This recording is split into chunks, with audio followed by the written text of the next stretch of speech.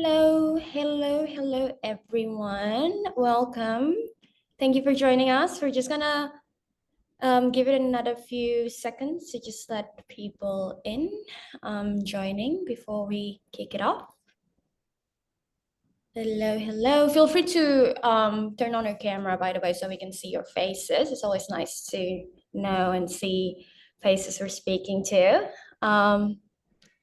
Yeah, we're just gonna wait for a bit and then we'll kick it off in a few seconds. Oh, hi. Nice to see familiar faces.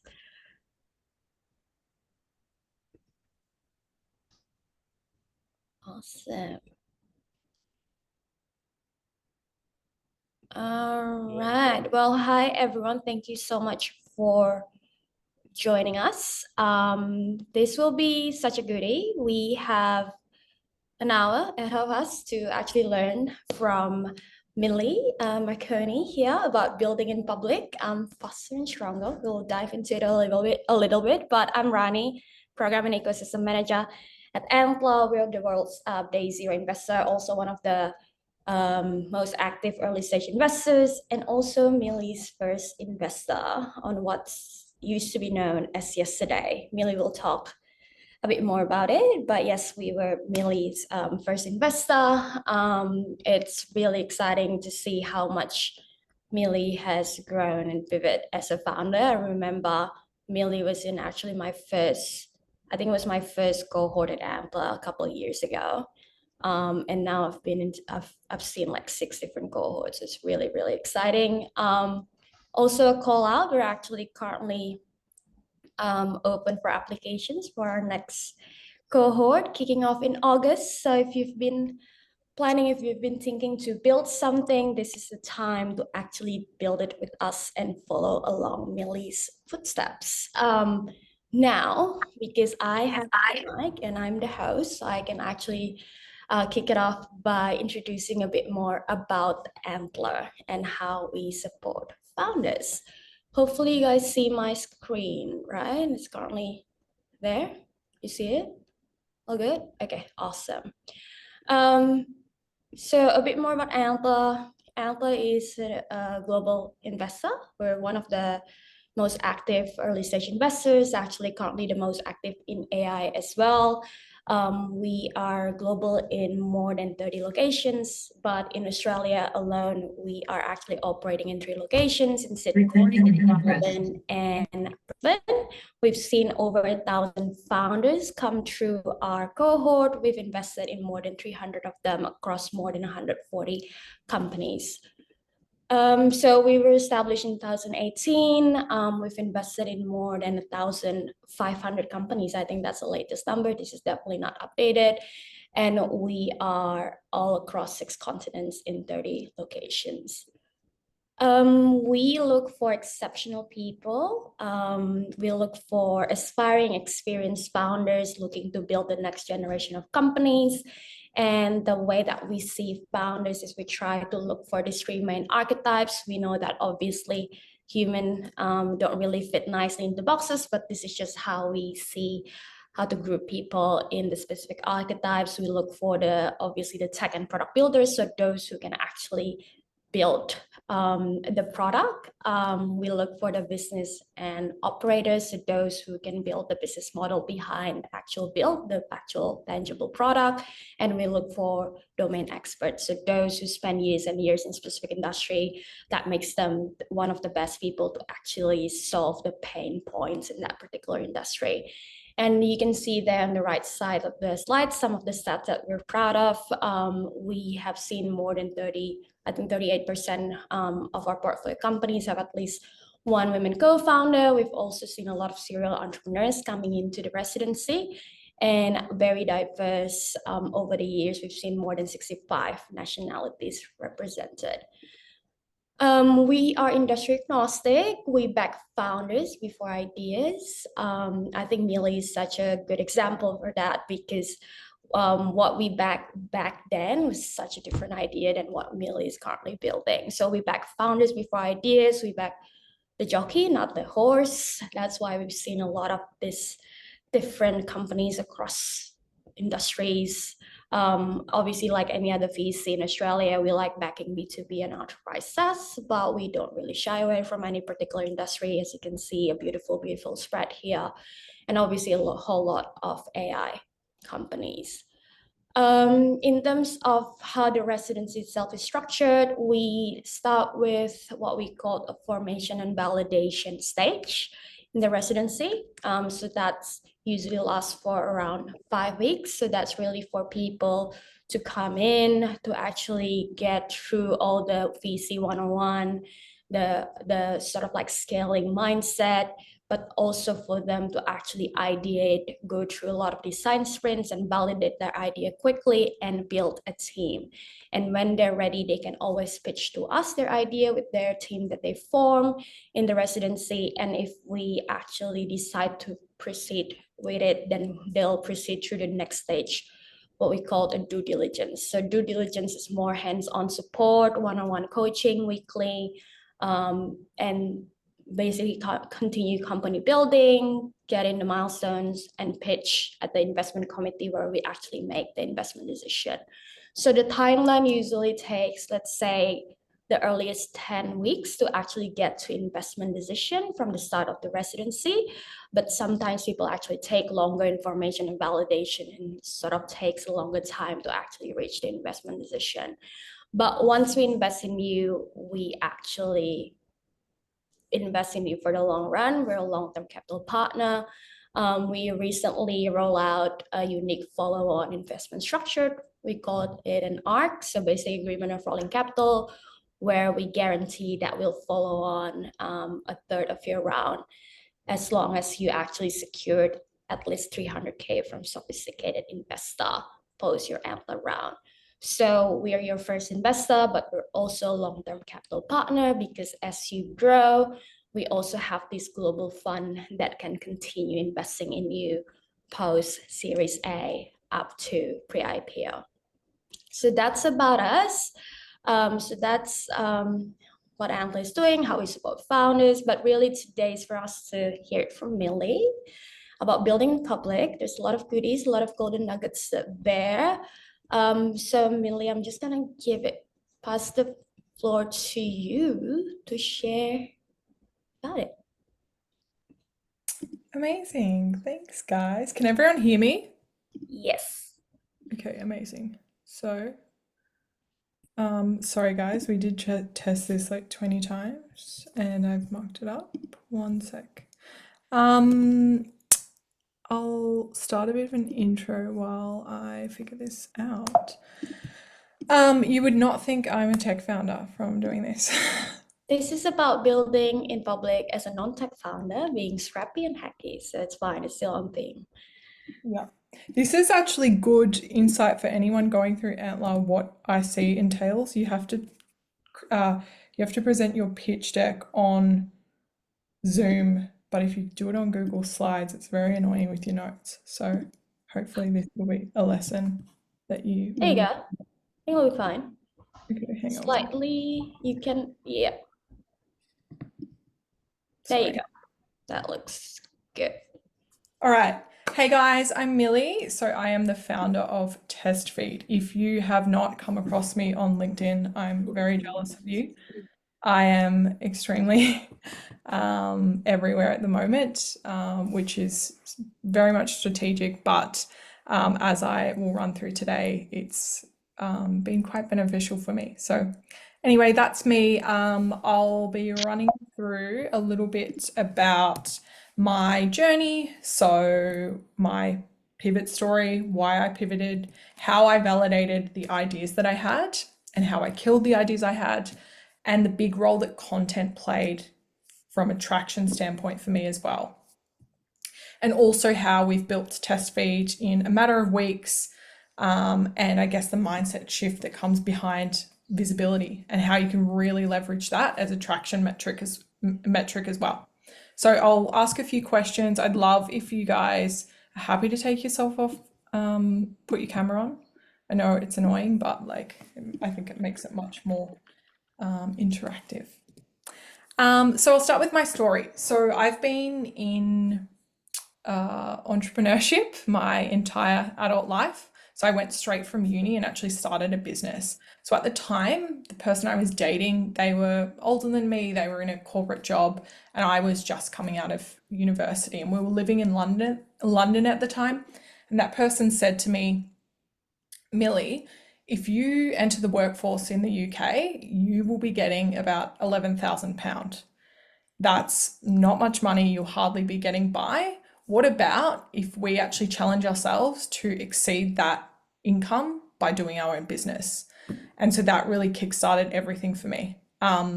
Spoiler, that business did not succeed and I did not make my £11,000. But regardless, it was just an awesome experience that really showed me, okay, this is what's available to me, and it sort of kickstarted everything from there. So from then onwards, I've never had a job. I've always been doing my own thing. So very fortunate in that regard. I think I've learned a lot of things very much the hard way. But yeah, so that's a little bit about how I got into this space. So I started building recruitment tech throughout the Antler experience. So we actually came into the Antler program pre-product, pre-idea, pre-co-founder. I pitched something really random in the application. I thought that I had to have an idea, and luckily enough, they let me in, and I met an amazing person who went on to be my co-founder. We raised together, and it was a really crazy timeline. So I've definitely learned a lot from that. What I'm building now is completely different. So I think that's very much a testament to Antler's philosophy and how I guess they really see past not just the idea, it's all about the people, which I hope today I'll show you a little bit more about how you can bring more of the storytelling element to your business experience. So this is a slide that my friend created for me this morning from LinkedIn. So this is the power of LinkedIn. You really get, I guess, a lot of community and people that are really invested in your story. Okay, so in Antler, as I said, I was pre-product, pre-idea, but what I really use that experience as is a bit of a timeline in which I wanted to see a certain amount of personal growth in that experience. So I actually did not think that I'd ever get funded. It was very much, okay, I'm going to learn as much as I can, and I'm going to soak up as much from all of these amazing people around me. And that's definitely what I got from the experience. After, I guess, the initial sort of starting week, and I met my amazing co-founder, we hit it off, and we just were building at rapid speed, validating as much as possible. And content was a really big part of that. So that's something now that I'm extremely passionate about because I can see it as a metric of traction as well. So I'd also love to know if anyone is planning to join Antler. If you have an idea or not, just pop it in the chat, just yes or no. If you're coming in with an idea, obviously if you have a business currently, drop it in yes. So following the Antler experience, we raised within the 12 weeks, it was a crazy fast timeline. We came out of the program, and then from there we went down the enterprise route for a myriad of different reasons. It was a complete shit show. Again, we learnt a lot, and we had a lot of early backers from day one, including a $7 billion enterprise that wanted to pilot the product. So I think as much as it was, we weren't building the right product, it was still a great experience, and I've taken a lot of those learnings for now this business. So then the product was in market. We then pivoted to a services as a software offering. So this was a recruitment tech product, so focused on candidate screening. And then from there, my co-founder resigned last year. It was extremely amicable. We're great friends, but it actually sort of created a bit of a clean slate for me. I looked at my runway. I looked at what I was working on. I looked at how I felt about the product, how I felt about working on it every day, and I actually was hating it. It felt like a job. As I said, in my entire career, I'd never had a job. I'd always been self-employed. So it was a point where I actually decided, okay, let's really go all in and let's really validate something else, and let's almost put myself through my own Antler experience. And so I actually spoke to the partners at Antler. They were completely supportive, and I did a 90-day Pivot Challenge, which I also did a content series on, which was a really amazing experience. So throughout that time, I actually was still creating a lot of content about recruitment. I created a post that I just quickly wrote it, chucked it out, didn't really think much of it, and it sort of went viral for the wrong reasons. So it was a very, very, very horrible time. I unintentionally offended a lot of people, and it was genuinely probably the worst experience of my life, without exaggeration. It was just really, really scary. I felt horrible. I didn't know how to communicate how I was feeling, and I felt like I was sort of on the bottom of a pylon. So from that experience, I had this light bulb moment of, well, what if I actually could have tested that post before I created it? What if I could have ran that post by a cohort or a focus group of people? There's no way I would have ever posted that, because as soon as I spoke to one person about it, I understood the offense that I'd caused, and I understood the reason in which people obviously didn't resonate with what I was saying. So that really sparked the entire idea of TestFeed.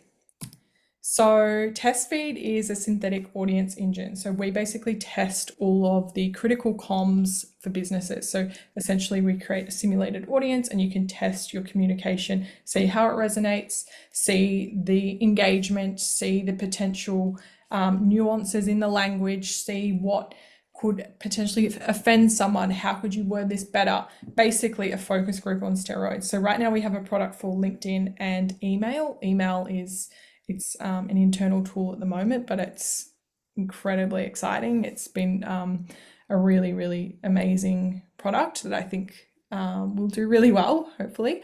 And then we're also doing enterprise pilots as well. So doing a simulated focus group for a large scale organization. So essentially using all of their customer data, we create a synthetic audience so they can talk to that specific customer, they can talk to that persona, they can run product decisions by that customer, they can run marketing collateral, they can run different pricing structures, and it's basically simulated market research at scale and incredibly costly.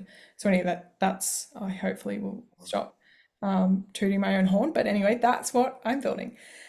But again, all of this sort of ties back to the importance of content in my journey to get to here now. So I did that content series. I was getting a lot of buy-in. I was getting a lot of support, and also I was learning so much because I was putting everything out there for everyone. So I think that's really sort of started this passion for me to not just share the wins, but also share the behind the scenes as well. As soon as I started this 90-day pivot challenge, the amount of founders that reached out to me that said, hey, I'm actually grappling with a pivot myself. I'm really struggling. And these are startups that are doing like really significant revenue that from the outside look like everything's perfect. So it sort of really created this connection with a lot of founders. And I think there's a reason why I guess things have changed for me so quickly, is because a lot of people resonated with that. So I definitely think there's a lot to be said about being more vulnerable and sharing your journey along the way. And from that, also some pretty incredible things came with that, including people coming to me. So we ended up at this present moment in time. So we've only been working on TestFeed for under 3 months. We've got 1,200 users on the wait list, 200 customers on the product. And we're about to roll out our enterprise pilot, and that's really all organic, which is pretty crazy. So definitely do not overlook content as a channel to grow significant revenue for your business, or traction, or whatever sort of metric for what stage of your business you're at. Okay, so I want to talk briefly about being non-technical as well. So I think for me personally, I always felt quite uncomfortable in the founder space. I felt like I didn't belong. I felt that what I had to give wasn't valuable. And I know particularly a lot of other female founders feel like that as well. And I think now with the changing dynamic and how much the technical competence is being democratized, I think we're really starting to see a shift where now a lot of the moat is around distribution. So if you're feeling uncomfortable or insecure, or that you don't belong in the founder space, or you won't ever be able to bring your idea to life. I think that's never been less true than now, because again, if you can cultivate a community, if you can lean into the factors that you as a non-technical founder bring. So for example, your ability to resonate with the customer, your ability to communicate with the customer, your ability to have empathy and have really great conversations and foster this ongoing commitment and investment in you as a founder. That's something that is definitely a skill set that is not overlooked. Additionally, on this, I think something else as well that I've really harnessed, particularly quite recently, is the power of naivety as well as a non-technical founder. So, throughout my last 8 years being an entrepreneur, we've built close to 60 products. So many of those products probably had incredible legs, but we killed them way too early because the actual technical deliverability was too much of a gap that we were worried that we couldn't actually deliver the product because it was myself and a very technical founder. So I think now really leaning into, okay, if you have a really strong vision, if you can understand the customer, if you can understand the pain point, pursue. Because I think also, again, not that we want to speak about Elon Musk, but he's a great example of this. He's not an engineer. He built SpaceX, and a lot of the, I guess, naivety in his ability to actually build that business was what drove it to be incredibly successful. So yeah, tech is definitely not the moat necessarily. Distribution can really be your driver. So something I often talk to a lot of Antler early stage founders about, and also I do a lot of work with universities as well, is around customer research. So throughout my Antler experience, so that was 3 months, I did close to 200 user research interviews, which was absolutely incredibly overwhelming. But I looked at that experience and I looked at that metric of having 200 user research interviews on my slide deck as traction. And I sort of considered that as basically the easiest traction I could get. And also, if I can't be bothered speaking to customers about this product, then this product, I'm probably not the right person to build it. If it's something that I could talk underwater about, I'm probably the right person to build it. So that I think is also what's really changed my thinking as well. I think as a founder, you get a lot of respect if you've put in the hard work and you've actually done the work to understand what your customer uniquely wants, what are their pain points, have open-ended conversations with them, and then circle back to that person. So if that's of interest to everyone, I'm not quite sure on the crowd, but shoot me a message and I'm going to put together a resource of exactly what I did, like LinkedIn Sales Navigator, how I did my outbound, exactly what I would put in the messages. If anyone wants that resource, just shoot me a message and I'll compile it. But yeah, I definitely think, again, if you're going into raising capital and you aren't technical, when you're really worried about that as a specific barrier to you raising capital or bringing the product to life, really double down on the customer research side of things, because if you are so confident and passionate about your ability to understand the customer, it's really hard to argue with that. And that's definitely something that I did throughout the investment committee as well. Okay, so this is the exact content system that I'm using at the moment. At the moment, I'm getting around 55,000 impressions a week on LinkedIn, which is honestly crazy. And that's like really skyrocketing at the moment, which is mostly to do with, I guess, also being more vulnerable on LinkedIn, being more consistent, and also I think really leaning into being more,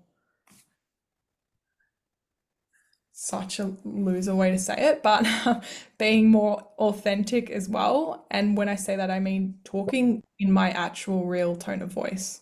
So I'm a very like silly person. I'm self-deprecating.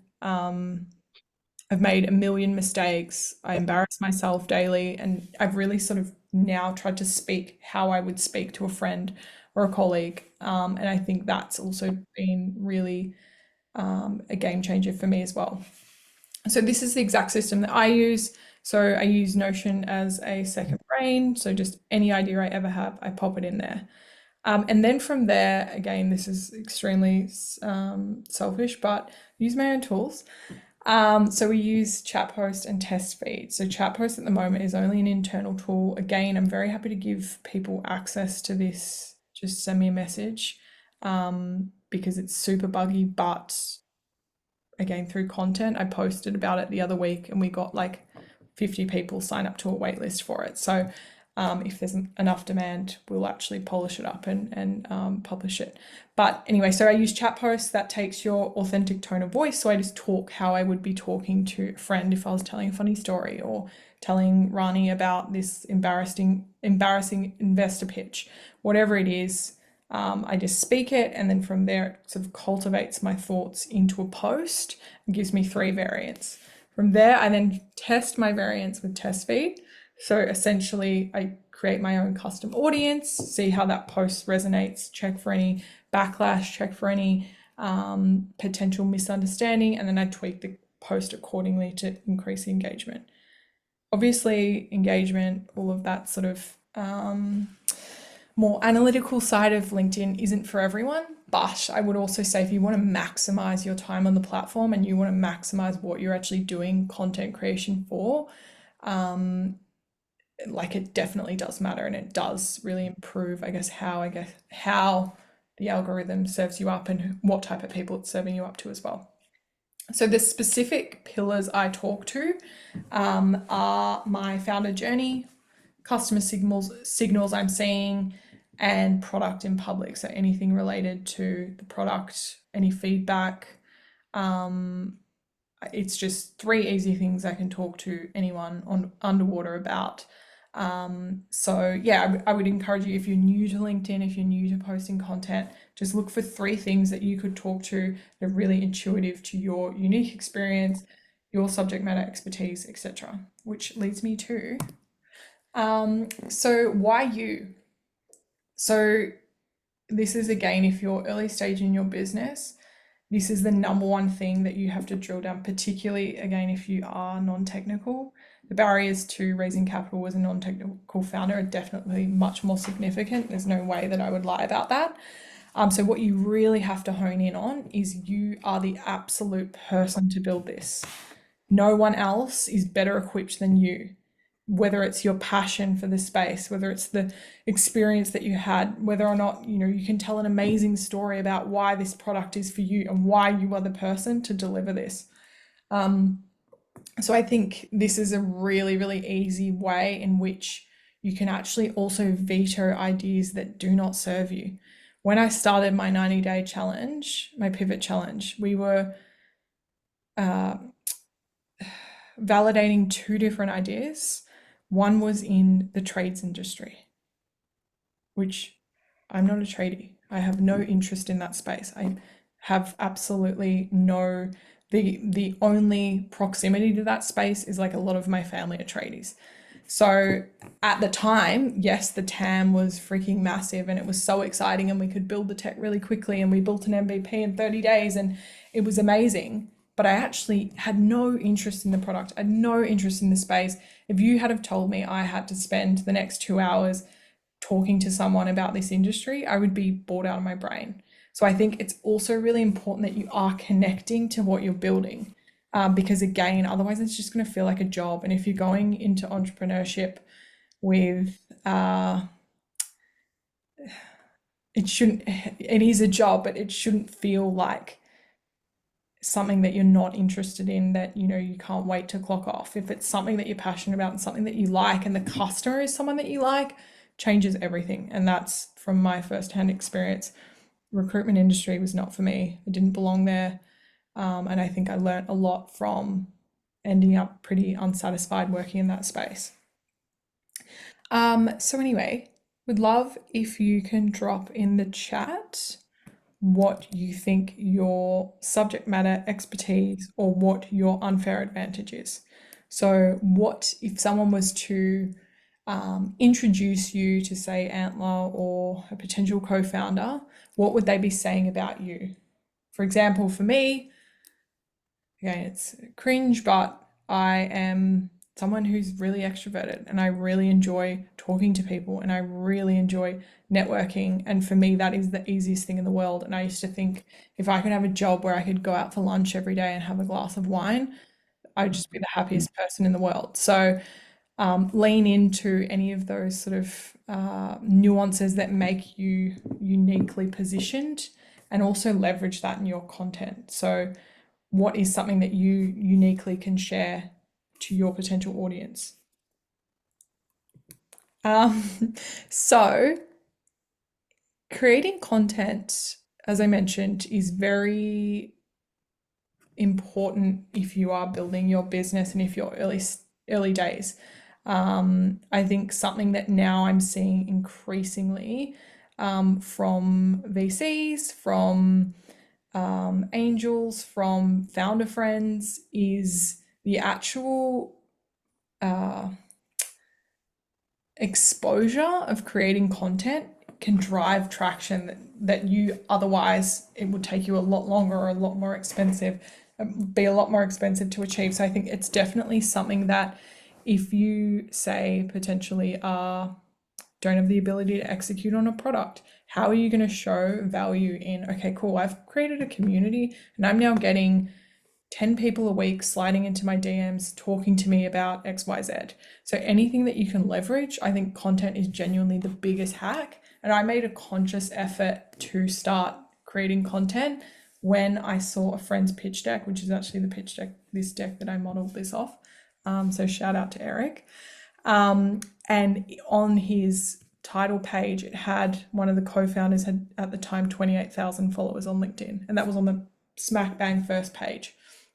And for that product where distribution was really, really important, of course, that is such a success metric. So again, if you're in a prosumer space in particular, really content and distribution is going to be a really critical factor that investors or co-founders or even potential customers are looking for. So definitely don't overlook it as something that really needs to be integral to your sort of founder toolkit.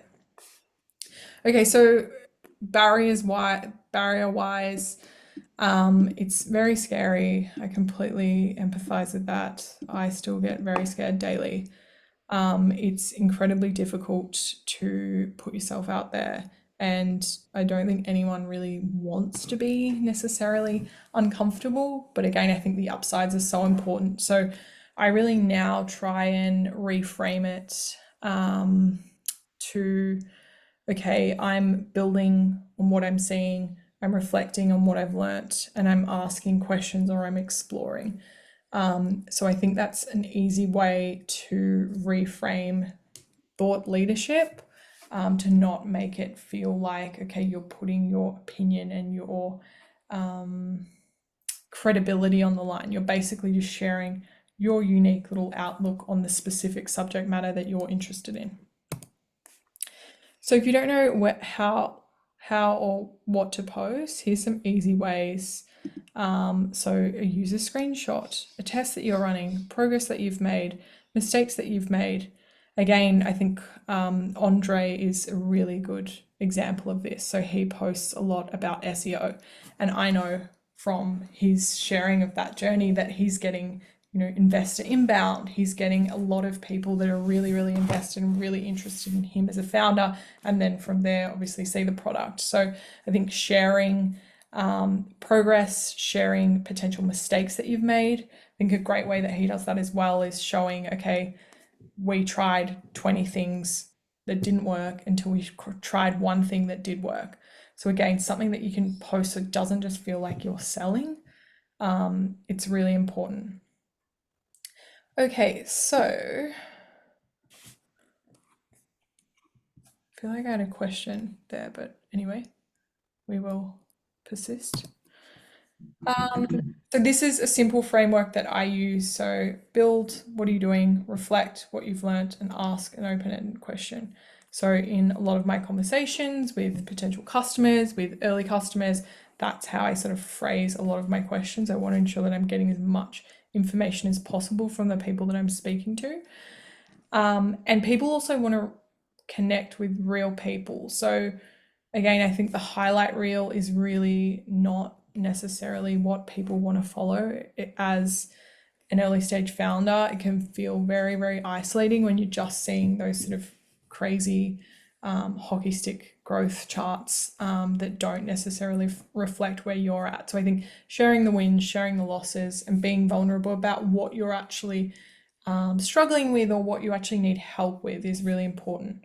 So something I've started doing, which has been really great and really easy, is putting an ask out for customer research. So for example, again, we're looking at enterprise pilots at the moment. So asking, hey, does anyone know anyone in X space? It's a very simple ask. People love to feel helpful. And again, that's then saved me from doing direct outbound to try and form relationships that I don't have. So this is something that someone told me very early on, and it's something that I honestly think of every single day, is literally everyone is a complete idiot.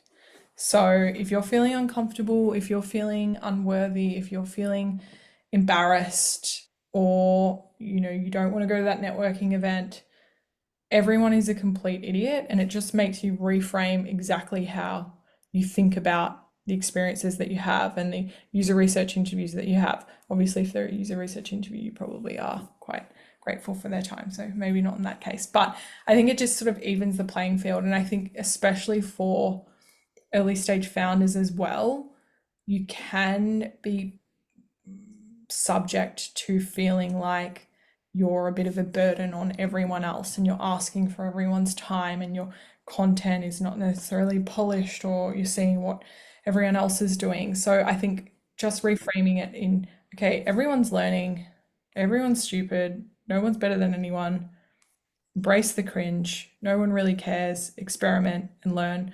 I think it's just really, really helped me, and I genuinely reference that like once a day. So yes. So yeah, so when I started posting regularly, investors have come to me, which is crazy. I'm actually starting a seed round. I'm doing a 4-week sprint starting on Monday. Pray to the Lord for me. So I've had just crazy experience over the last couple of months. So we've got 1,200 users all through content. I'm getting investors coming to me. I'm getting enterprise coming to me. I'm getting users. And it's just been a really, really awesome experience of showing, I think, that content as a channel, and particularly as a founder, has never been more important. And I think someone I spoke to recently also said something about they were speaking to a VC, and the VC said specifically, like, we want you to have an audience for this product. So I think leveraging that, it's definitely a worthwhile investment. And also don't gatekeep what's working and what's not working. I think something also that comes through learning the hard way is you get a lot more out of sharing than you do keeping stuff to yourself. Obviously, if it's like proprietary information or it's someone in your exact same space, don't be stupid. But I think some of the biggest and most influential people in my sort of founder journey have been people that originally I perceived them as a competitor, even though they really weren't. But I think there's just really big importance on, this is a small community, particularly in Australia, and helping one another out and being available and giving back to the community that you're trying to build is really important as well. So lastly, how to win at Antler. So if anyone's embarking on the Antler experience, I wanted to share a few things that I did as someone who is incredibly impatient, and how I sort of, I guess, tried to game the system, and how it really worked for me. So I think visibility is really important. I made sure I was in the office every single day, and I was driving from the morning to Peninsula to Melbourne, so it was not an easy quest. But I think proximity is power, and being available and being around these incredible people that can really give you so much knowledge and so much wisdom is so powerful. So I would say if you have the opportunity, definitely make sure you're in office, you're speaking with people, you're meeting with your mentor in person. And additionally, also, I think showing progress day by day. So, like, if you've been told, okay, cool, we don't like the blah, blah, blah beachhead, go work hard, come back the next day and show them how you've actually rectified that situation. So, I think a lot of our success, particularly being pre-product, pre-idea, Kat and I, was that we were incredibly almost annoying. So we were so resource intensive. There was no one in the program that didn't freaking know our name, because we were always, yep, we're pitching, yep, we're doing this, we're doing that. And that was purely because we wanted to get through that experience as quick as possible. So we sort of made it work for us by, I guess, being the loudest person in the room. So I do think that that's definitely an easy way to make yourself known, and also make it known that you are very, very coachable. So one thing that now, as I embark on my seed raise, is coachability is really important for an investor. So show them that you're actually listening to what they're saying. So if you come in with an idea and you're in love with it, it's probably not going to be a great fit, because you're going to get feedback. You're going to have to react to that feedback. So yeah, those would be my main goals. Not goals. Those would be my main takeaways. So definitely you get out what you put in, make yourself known, and really show how coachable you are. So anyway, that's my... And yeah, any questions? Would love to answer anyone's questions on content, anything. I also will put together a resource of all different bits and pieces and thought leaders that I think are really worth following as well.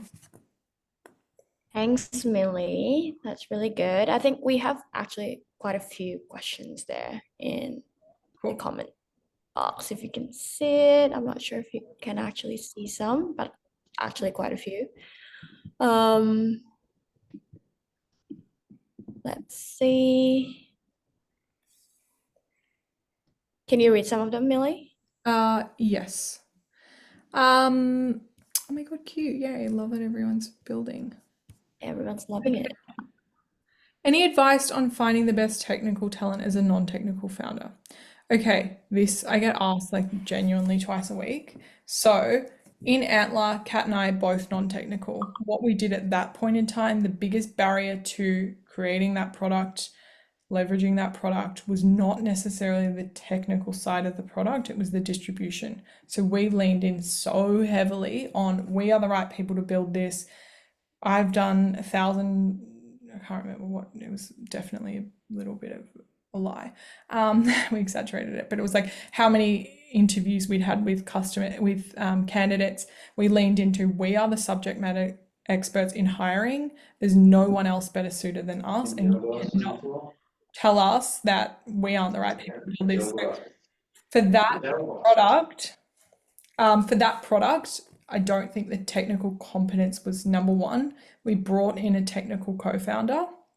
However, I would say something that now, where I'm at in my journey, I've got an amazing technical team. I think something that I've learned, and honest advice, is that you can't outsource the technical thinking. So I think you have to be obsessed with the product. You have to learn as much as possible. You have to be across Cursor. You have to be across everything that's changing in the space and what people are building with, and really upskilling as much as possible, because again, it's just such a hindrance if you're relying on outsourcing the technical thinking. So that's my answer. I think there's also a question from Jasmine there about content and whether that comes from LinkedIn mainly, or did you use any other platform? Yeah, so this is a great question that John Rush, again, I'll include him in the resources, but he's like an SEO dude who has like 22 businesses doing like tens of millions of dollars. He said, nail LinkedIn first, get to 10,000 followers before you even touch any other platform. So I just listened to that and followed it because he's doing really well. And that's exactly what I've done. So now I've only just started on Twitter, which is very scary. But I think LinkedIn for your ICP, it needs to be relevant to your ICP. So again, I hate when people use jargon and it's not. ICP is ideal customer persona, I think. Yeah, ideal customer profile. Profile, Close. yeah. Sorry, too So much to say. if you're, for example, tradies are on Facebook. So for that business, I was like spending a shitload of time on Facebook and Reddit. So you also need to be building a community where your customer is. I think LinkedIn is amazing from the VC scene if you want to raise, but don't build on LinkedIn. Don't build a community if your entire community is, I don't want to say boomers, but like boomers that don't use LinkedIn in the trades industry. It needs to be relevant, otherwise it's a waste of time, unless you just want to have nice little vanity metrics, which are also a little bit fun. We got actually a few questions around content, because you're obviously the content queen. Tara asked whether or not you use any specific service to help you get your footing for content. Obviously, you use TestFit, right? I use TestFeed and Chatpost. Again, these were built because I had such a freaking problem. Like I think it was almost exactly a year ago we built Chatpost as an internal tool because every single day Kat and I were doing our little posts and we literally had a spreadsheet and we had to post every single day. We're posting recruitment content and it was so painful and I hated it and I couldn't speak how my customer spoke or I couldn't sound how I would talk to someone in real life. So we built that specifically for that. So yeah, I do think being able to articulate your tone of voice in content is so important because for years, literally years, I was posting like a corporate freaking robot and I've never had a corporate job in my life. It was like embarrassing. And now I actually just speak how I speak and it's obviously resonating because it's more intuitive to me being myself. So I think that's also something really important is make sure you actually are sounding exactly how you sound in real life. Yeah. And I think you're doing a good job with that in terms of your posts sounding like yourself and authentic. Yeah, feel free. Shit, sorry. Oh, that's fine. That's actually a funny one. Feel free to drop in your questions, people, on the comment box, or if you want to come off mute and ask your question as well, feel free to use the raise hand button so we can prompt you to ask your question.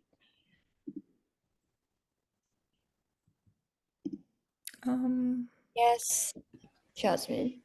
Hi. Sorry, thanks so much. My question was before, it was just on that content. So, how you were saying that you were just posting on LinkedIn, but that was due to your consumer. I guess my question is because my consumer is a Gen Z and there is so much saturation, my question to you is how do you cut through that noise organically as well? Because there's just so much content out there. I don't really know how to communicate with the target audience without just feeling as though I'm just one of another. Yeah, awesome. So I think with that, what is really important is looking at what the problem you're trying to solve for that specific ICP is. So for example, if your Gen Z customer is having, I was going to do like the most like offensive example and I won't, and I'm basically Gen Z. If their problem is whatever, basically you want to be creating content that actually articulates that problem. And if it is a significant problem enough, obviously the actual engagement wise is difficult because you can't control that. But if it's a significant enough problem, people will want to talk about it. And that's what I think, again, changed my mindset so much is like, holy moly, people feel so freaking embarrassed and scared and so worried that they're going to be cancelled posting on LinkedIn. That like literally is the reason why our product freaking blew up because we're connecting to such a pain point that people want to talk about all the time because they want someone to solve it. So I would say if if it's, say, you need the content for validation reasons, perhaps it's not necessarily going to be through content creation, but perhaps it's going to be, okay, you're going to be talking to that specific consumer and you're going to be saying to them, hey, do you have a problem with this? And if it is enough of a problem, they will want to talk to you. I hope that Thank you. That's great. works. Appreciate it. I think we got time for a couple more.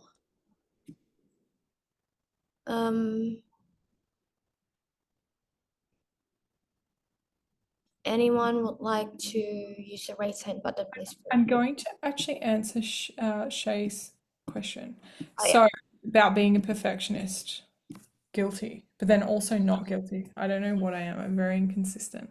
For example, I still have my pajama pants on because I was running very, very late.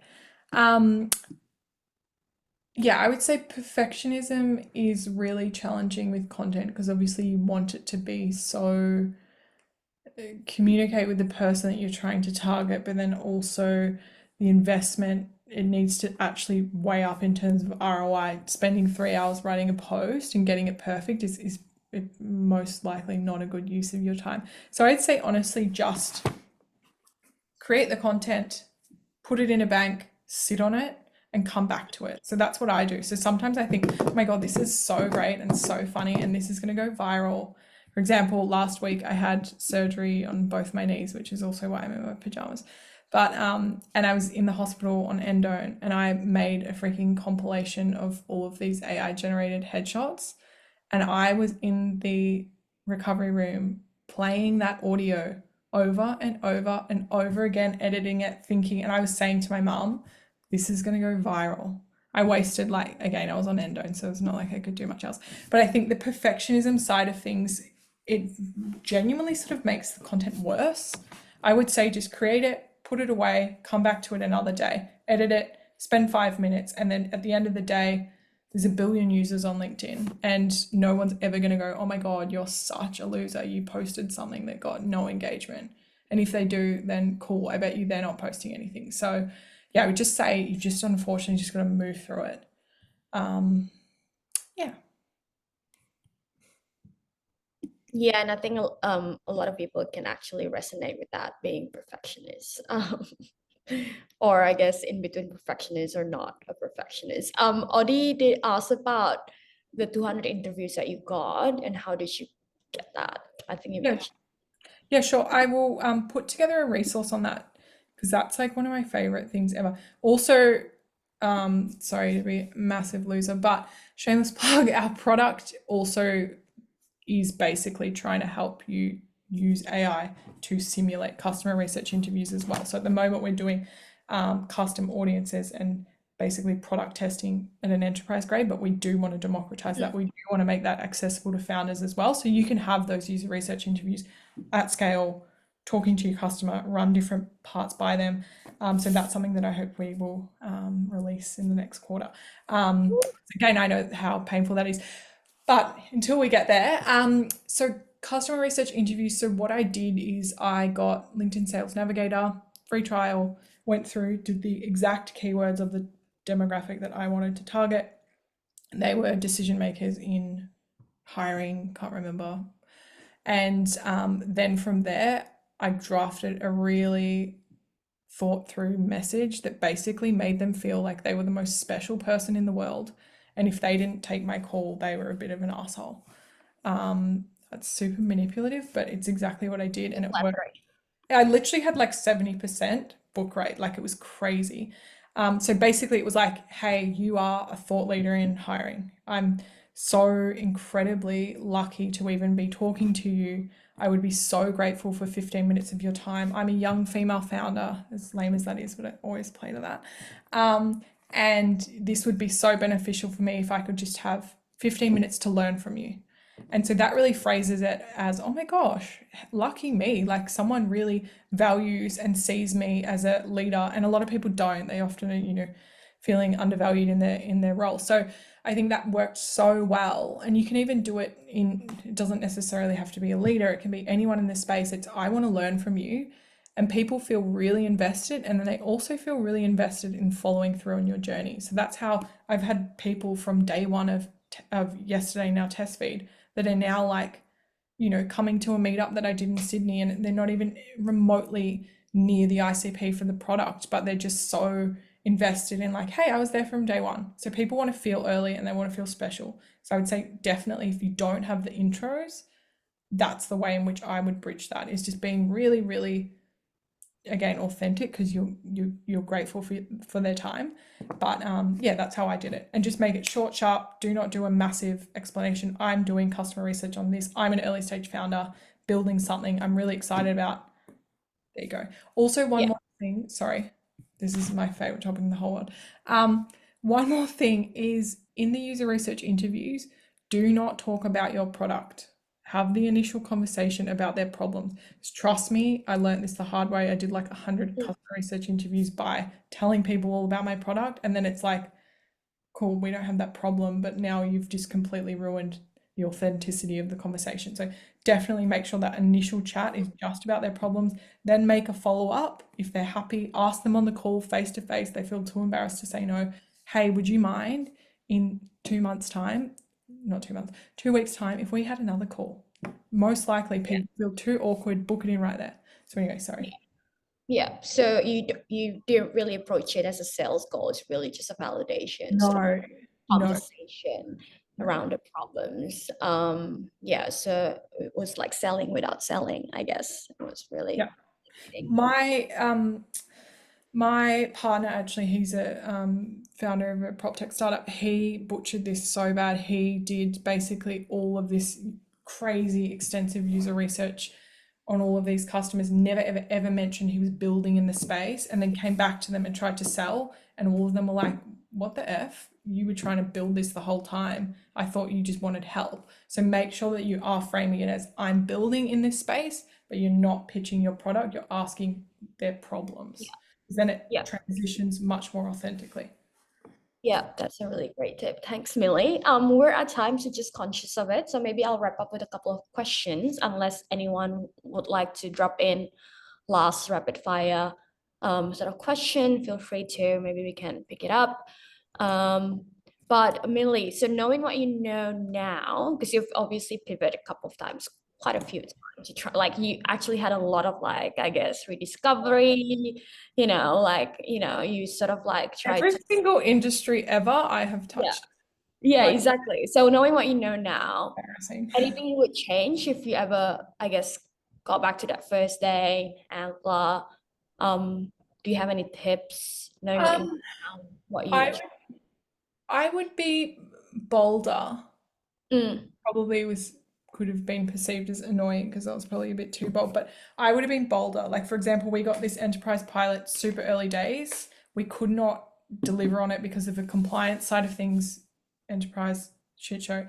Anyway, and instead of pursuing, I let fear take over, and that ruined something that business now, that was, could have been hundreds of thousands of dollars in revenue that we got literally in like week 1 post Antler.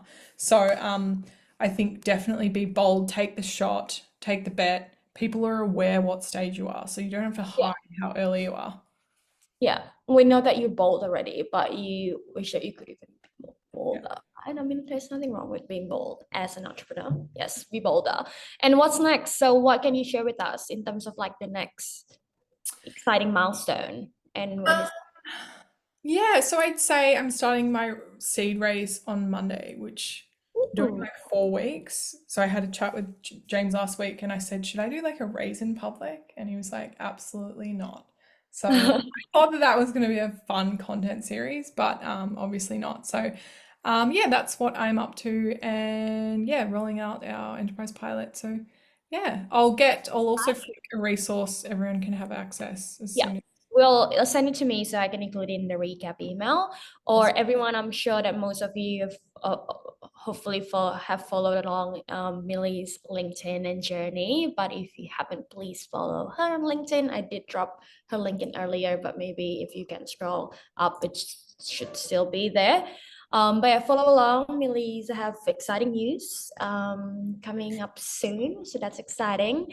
Thank you so much, Millie, for your time, for all the nuggets, all the insights, wisdom shared, and for being authentically yourself throughout the whole session as well. Love it, love it. And I call out again for everyone. If you've been thinking to build something, if you want to follow along Millie's footsteps, the applications are open now. So that's a shameless plug from Antler. Yeah. The next residency is in August. So it kicks off in 2 months from now. So the time is now if you haven't applied yet. So thank you again, everyone. Well, Thank that's you. bye for now. See you later. Have a good rest of your day. Bye. Thank you.